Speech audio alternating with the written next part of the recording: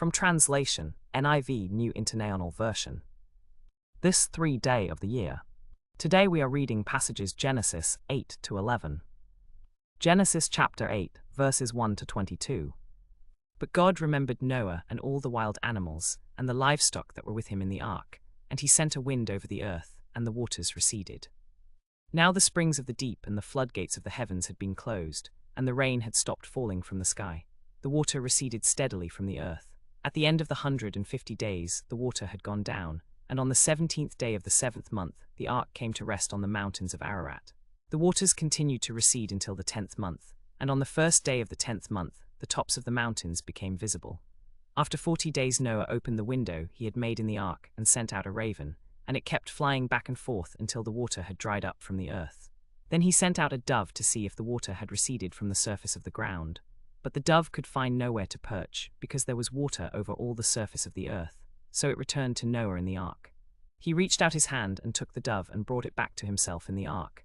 He waited 7 more days and again sent out the dove from the ark. When the dove returned to him in the evening, there in its beak was a freshly plucked olive leaf. Then Noah knew that the water had receded from the earth. He waited 7 more days and sent the dove out again, but this time it did not return to him. By the 1st day of the 1st month of Noah's 601st year, the water had dried up from the earth. Noah then removed the covering from the ark and saw that the surface of the ground was dry. By the 27th day of the 2nd month, the earth was completely dry. Then God said to Noah, "Come out of the ark, you and your wife and your sons and their wives. Bring out every kind of living creature that is with you, the birds, the animals, and all the creatures that move along the ground, so they can multiply on the earth and be fruitful and increase in number upon it." So Noah came out, together with his sons, and his wife and his sons' wives. All the animals and all the creatures that move along the ground and all the birds, everything that moves on land, came out of the ark, kind by kind.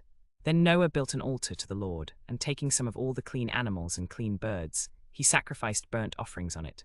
The Lord smelled the pleasing aroma and said in his heart, "Never again will I curse the ground because of humans, even though every inclination of the human heart is evil from childhood. And never again will I destroy all living creatures, as I have done. As long as the earth endures, seed time and harvest, cold and heat, summer and winter, day and night will never cease." Genesis chapter 9, verses 1 to 29. Then God blessed Noah and his sons, said to them, "Be fruitful and increase in number, and fill the earth. The fear and dread of you will fall on all the beasts of the earth, on all the birds in the sky, on every creature that moves along the ground, and on all the fish in the sea. They are given into your hands. Everything that lives and moves about will be food for you. Just as I gave you the green plants, I now give you everything, but you must not eat meat that has its lifeblood still in it. And for your lifeblood I will surely demand an accounting. I will demand an accounting from every animal, and from each human being too. I will demand an accounting for the life of another human being. Whoever sheds human blood, by humans shall their blood be shed, for in the image of God has God made mankind. As for you, be fruitful and increase in number, multiply on the earth and increase upon it." Then God said to Noah and to his sons with him, "I now establish my covenant with you and with your descendants after you, and with every living creature that was with you, the birds, the livestock, and all the wild animals, all those that came out of the ark with you, every living creature on earth. I establish my covenant with you. Never again will all life be destroyed by the waters of a flood. Never again will there be a flood to destroy the earth." And God said, "This is the sign of the covenant I am making between me and you and every living creature with you, for all generations to come. I have set my rainbow in the clouds, and it will be the sign of the covenant between me and the earth. Whenever I bring clouds over the earth and the rainbow appears in the clouds, I will remember my covenant between me and you and all living creatures of every kind. Never again will the waters become a flood to destroy all life. Whenever the rainbow appears in the clouds, I will see it and remember the everlasting covenant between God and all living creatures of every kind on the earth." So God said to Noah, "This is the sign of the covenant I have established between me and all life on the earth." The sons of Noah who came out of the ark were Shem, Ham, and Japheth. Ham was the father of Canaan. These were the 3 sons of Noah, and from them came the people who were scattered over the whole earth. Noah, a man of the soil, proceeded to plant a vineyard. When he drank some of its wine, he became drunk and lay uncovered inside his tent. Ham, the father of Canaan, saw his father naked and told his 2 brothers outside. But Shem and Japheth took a garment and laid it across their shoulders. Then they walked backward and covered their father's naked body. Their faces were turned the other way so that they would not see their father naked. When Noah awoke from his wine and found out what his youngest son had done to him, he said, "Cursed be Canaan. The lowest of slaves will he be to his brothers." He also said, "Praise be to the Lord, the God of Shem. May Canaan be the slave of Shem. May God extend Japheth's territory. May Japheth live in the tents of Shem, and may Canaan be his slave." After the flood, Noah lived 350 years. Noah lived a total of 950 years, and then he died. Genesis chapter 10, verses 1 to 31. This is the account of Shem, Ham and Japheth, Noah's sons, who themselves had sons after the flood. The sons of Japheth: Gomer, Magog, Madai, Javan, Tubal, Meshech, and Tiras. The sons of Gomer: Ashkenaz, Riphath, and Togarmah. The sons of Javan: Elisha, Tarshish, the Kittim, and the Rodanim. From these the maritime peoples spread out into their territories by their clans within their nations, each with its own language. The sons of Ham: Cush, Mizraim, Put, and Canaan. The sons of Cush: Seba, Havilah, Sabta, Rama, and Sabteka. The sons of Rama: Sheba and Dedan. Cush was the father of Nimrod, who became a mighty warrior on the earth. He was a mighty hunter before the Lord. That is why it is said, like Nimrod, a mighty hunter before the Lord. The first centers of his kingdom were Babylon, Uruk, Akkad, and Calneh in Shinar. From that land he went to Assyria, where he built Nineveh, Rehoboth, Calah, and Rezen, between Nineveh and Calah, which is the great city. Mizraim was the father of the Ludites, Anamites, Lehabim, Naphtuhites, Pathrusites, Casluhites, from whom the Philistines came, and Caphtorites. Canaan was the father of Sidon his firstborn, and of the Hittites, Jebusites, Amorites, Girgashites, Hivites, Archites, Sinites, Arvadites, Zemarites, and Hamathites. Later the Canaanite clans scattered, and the borders of Canaan reached from Sidon toward Gerar as far as Gaza, and then toward Sodom, Gomorrah, Admah, and Zebdim as far as Lasha. The sons of Shem: Elam, Asher, Arphaxad, Lud, and Aram. The sons of Aram: Uz, Hul, Gether, and Meshech. Arphaxad was the father of Shelah, and Shelah was the father of Eber. 2 sons were born to Eber. One was named Peleg, because in his time the earth was divided. His brother was named Joktan. Joktan was the father of Olmodad, Sheleph, Hazarmaveth, Jerah, Hadoram, Uzal, Diklah, Obal, Abimael, Sheba, Ophir, Havilah, and Jobab.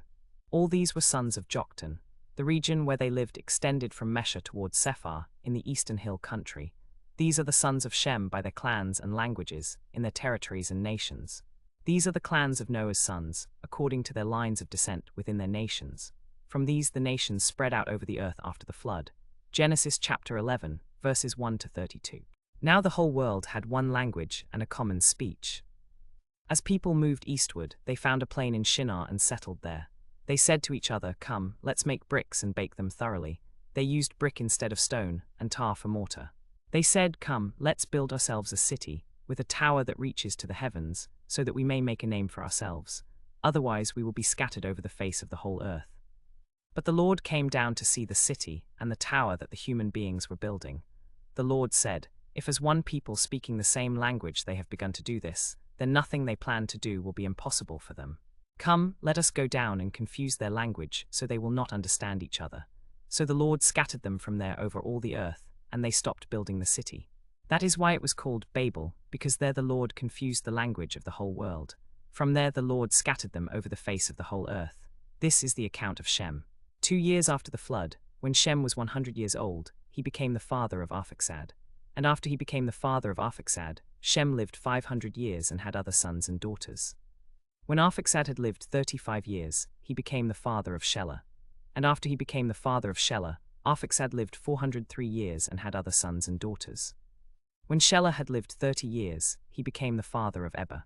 And after he became the father of Eber, Shelah lived 403 years and had other sons and daughters. When Eber had lived 34 years, he became the father of Peleg.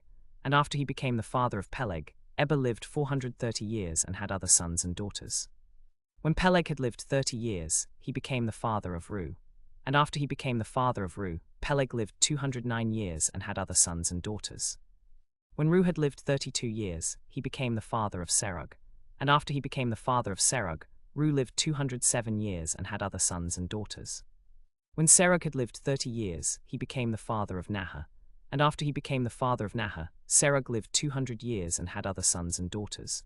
When Nahor had lived 29 years, he became the father of Terah. And after he became the father of Terah, Nahor lived 119 years and had other sons and daughters. After Terah had lived 70 years, he became the father of Abram, Nahor, and Haran.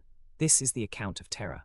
Terah became the father of Abram, Nahor, and Haran became the father of Lot. While his father Terah was still alive, Haran died in Ur of the Chaldeans in the land of his birth.